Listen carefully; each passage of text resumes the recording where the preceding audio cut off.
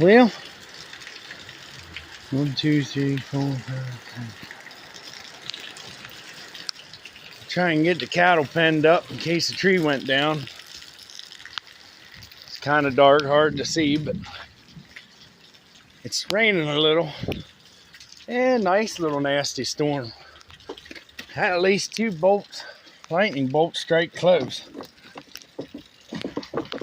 Usually a good chance to probably hit a tree.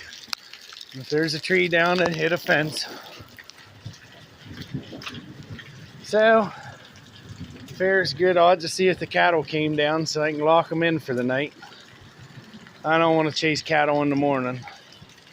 Still got to go out and check the cow-calf pairs, but the feeders are here. It was a good rain. We needed rain. It was getting dry again, but didn't need all the lightning. Some pretty impressive lightning bolts, I'll say that. We missed a couple earlier. You get a little extra nitrogen sucked out of the air. Might push the beans a little. You gotta always look at the bright side of something. But it is what it is.